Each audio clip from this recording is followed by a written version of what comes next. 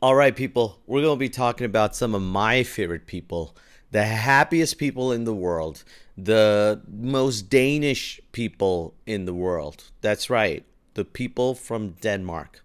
Actually, not so much about the people from Denmark, but about this news from Denmark. This is something I read this morning, and I just I put aside everything else that's important and that has to be done today because I felt the need to talk to someone about it. All right, and you have been designated to listen to this. Here is the actual headline. It says Denmark Zoo asks people to donate unwanted pets to feed predators and imitate the natural food chain. That's right. And we're going to be talking about this. All right. So the article that I read has this nice, lovely picture of a lion there. I mean, nice and lovely is the. I don't know how to describe this. The lion, it kind of looks lonely. I think it's a good picture. It kind of, it's just kind of like lonely and hungry, possibly, mainly because it's stuck in a zoo in an artificial environment. And I think, it's just he's poor guy. He's just like just sadness in his eyes. He look at him, right? Like he's just got this feeling of like you just feel bad for this lion, and part of me just kind of it wants to pet him, but he's kind of looking like he wants to eat your pet. And so it's a good picture that goes along. Lions are among the captive predators in the Aalborg Zoo in northern Denmark. That's the caption under the photo. It's just, yes, good. Maybe if they were in captive. All right. So here's the actual news. All right. I'm going to read this whole thing because it's awesome. All right. A zoo in northern Denmark is asking pet owners to donate their unwanted guinea pigs, rabbits, chickens, and even small horses. Even small horses. Not to put them on display, but to feed them to the zoo's predators. So I guess I've never seen guinea pigs really be guinea pigs. Like, if you get what I mean, like they're actual guinea pigs in this situation. But even small horses, I get why Danish people are probably the happiest people in the world. Like if they can afford to have small horses as pets in their house, good on them, man. Like I love pets. I like the idea of pets, but in an apartment life, I can't even think of getting like a small dog or a cat because it's just so much extra work. It's a responsibility, right? And and these people are going around with small horses. That is awesome. I wonder if my wife just came back from holidays. She's coming back in a couple of days. If she just walked in and I had like a small horse in the house, just just go, hey babe, I thought we'd get a pet, and Zayan will probably love it. My little kid, he'd probably like this, so I should do that if I could afford it. All right, that'd be stuff. But it goes on. Okay, so it's a Facebook post, which is interesting that they're still using Facebook, but that's cool. We're not judging. We're not judging. We're totally judging. It's trying to imitate the natural food chain, blah, blah, blah. Chickens, rabbits, and guinea pigs form an important part of the diet of our predators. So some of these predators like KFC and shit. All right. It wrote in the post alongside an image of open-mouthed, sharp-toothed lynx. Oh, they put a link. What the hell's a lynx? A lynx is kind of like that deer kind of stuff, right? So, oh, no, no, no. Oh, I did not know that's what a lynx. That is what a lynx. It kind of looks like a. What is this? It's like a half cheetah, a cat someone owns, but like it became too big or something. All right, so they used a lynx in their post. This article just used a lion instead. They went one better. So that way it goes on, the post goes on, that way nothing goes to waste and we ensure natural behavior, nutrition, and well-being of our predators. Maybe not the well-being of the other animals. The zoo's sad. The zoo added this bit. Okay. And we ensure natural. This is This is one of those crazy human things we do where we create these artificial problems, and then we have to kind of go, we got to make it more like nature and natural, because otherwise this doesn't work. And then in that artificial environment, they're trying to recreate this shit when we didn't just, if we just stop, we didn't touch it. I'm not completely anti-zoo. I get, like, there's probably some benefits of doing a humane zoo of some kind, but way too often. All right, okay, let's keep going, man. I love this bit. Okay, here we go. Concentrate, Sal. Okay, on his website, the zoo said, so they also use their website, the donated animals will be gently euthanized by trained staff before being served up as food. Sorry. This is horrible. I should not be laughing at this. And it's just part of what makes us human and animals and in the animal kingdom. But gently euthanized. I love that.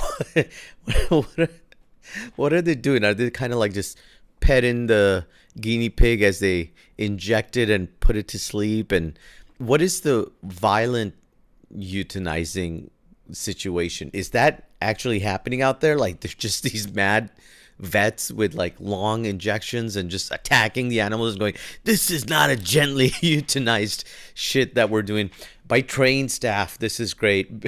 It's the wording before being served up as food. Oh, the zoo is home to carnivorous predators such as the lynx, Sumatran tiger. Yeah, show offs.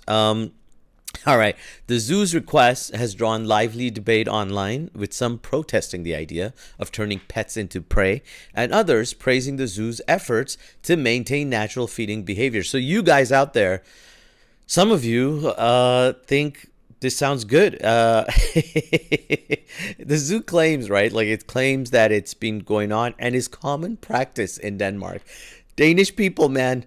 Danish people. We're going to come back to common practices of Danish people in a second, but for many years, this is the deputy director going. For many years at the zoo, we have fed our carnivores with smaller livestock. Yes, of course you have to. When keeping carnivores, it is necessary to provide them with meat, preferably with fur, bones, etc., to give them as natural a diet as possible. Oh man, it's like, it's not cooked. It's just like, we kill you, we throw you. Oh, when you hear these things out loud, it sounds insane. It sounds horrific, but I know that's how we live. I'm not a vegan. I have tried once in my life to be a vegan. It's not happening, but it goes on. Therefore, it makes sense to allow animals that need to be euthanized for various reasons to be of use in this way. That is the only point where I go, maybe they're onto something. If your pet had to be put down and then it was done, it's probably like a good way to take care of nature, feed it back into nature. It reminds me of how there's this phenomena, or not phenomena, like this thing I read about how if you get buried, you can have your self buried under a tree or a plant, and then that plant grows from the nutritions of your body, and you give back to the world. So in that context, this sounds beautiful, but try explaining that to little Timmy, whose dog has just had to be put down. oh and just telling him, listen, we're gonna put your dog into the zoo, and then a lion's gonna eat that dead body. We're not gonna bury it. It's just gonna rip. It sounds they're missing the point that pets mean something to the people who had them. I think that part is just completely like forgotten. But then, is it the same as like me donating my body parts to other people after I die, so they can live on? Is it a beautiful? I don't know. I actually don't know where I stand on this. In Denmark, it goes on.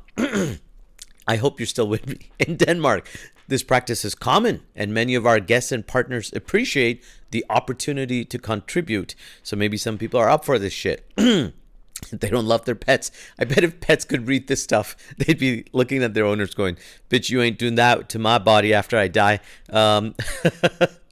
The livestock we receive as donations are chicken, rabbits, guinea pigs, and horses. Horses. They really keep bringing that up, the horses stuff. It's not the first time Denmark zoos have come under scrutiny. Ooh, why? Because in 2014, the Copenhagen Zoo in the Danish capital euthanized a healthy young giraffe named Marius. Oh my God! To avoid inbreeding. What? Oh, so their inbreeding is unethical for them, but euthanizing a healthy young giraffe isn't. That is horrific.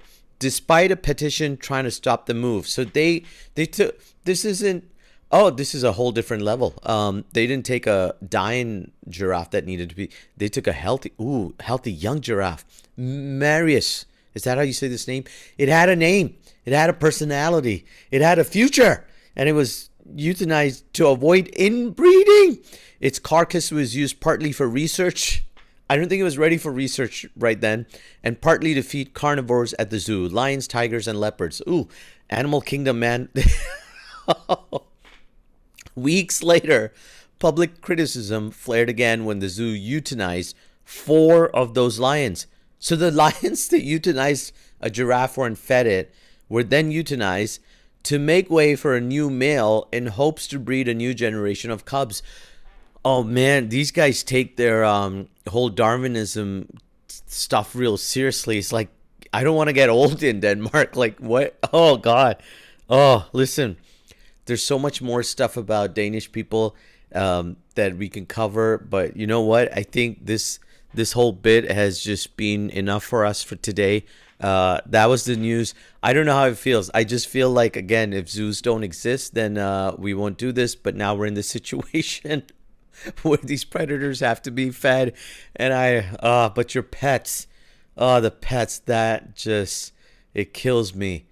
It probably kills them too. Oh God. Okay. All right. I'm gonna stop there. Thank you for watching. That was the news. Danish people are on a different planet. They're the happiest people, but for God knows what reasons. All right. Take care.